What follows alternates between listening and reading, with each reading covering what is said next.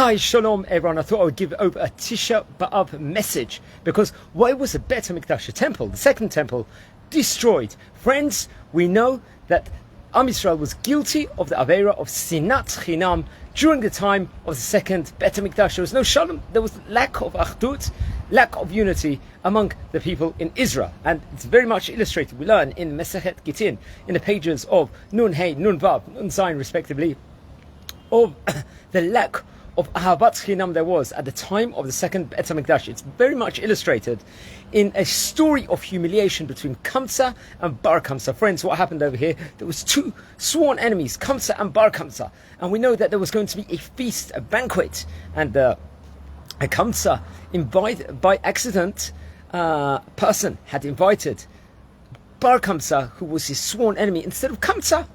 And by accident, so he was, when he received the messenger, he's invited to this banquet, to this simcha over here. He said, "This is my sworn enemy," this person said. "Why is he inviting me?" Little did he know it was a mistake, and he was meant to invite someone else with a similar name of Kamsa itself. So he comes to the banquet, and he's there, everyone's there, prestigious people, all the people of the town is there. And then when he walks in, the guy says to him, "Get out now, get out now." So the guy says, "No, please, let me stay. No, get out." So then he offers him, "I'm going to pay for my meal. Please let me stay." Then he says, "No, get out." He says, "I'll pay for half the meals over here." He said, "Get out." Then he said, "I'll pay for the entire banquet." And the guy said, "No, I want you out." And it was in front of everyone. And what was a great sin over there? There were so many prestigious people there. No one protested this. No one tried to make shalom between them.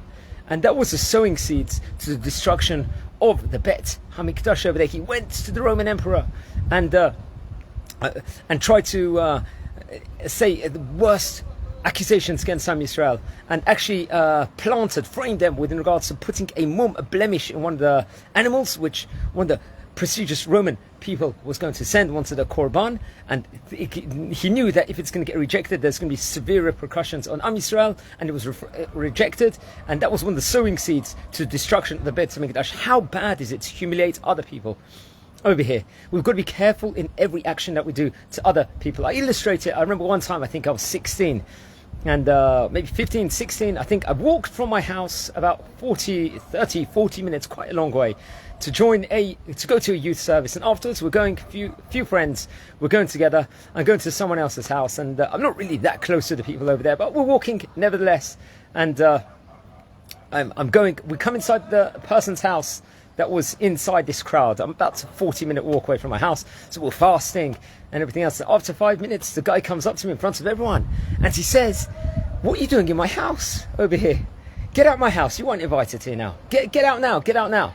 The guy is saying. So I'm like, okay, I'll come out. I said, "Please let me stay. You know, I'll be here 10 minutes. It's a bit embarrassing." No, he said, "Get out now." So I think he actually, he basically took me straight to the door and said, "You are not allowed in my house over there." Lo and behold, I think I walked back towards my place. It was another 40-minute walk over there, fasting, and very, very upset. You know, I want to be there with a crowd of people. I don't want to be humiliated in front of the other people. And then I turned red. It was humiliating. It was like you want to see a hole and you want to jump into it, and there is that form of embarrassment. But imagine that embarrassment over here in this case scenario when I was 16.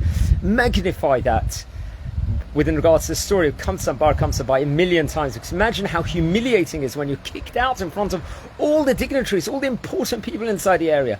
It's such shame.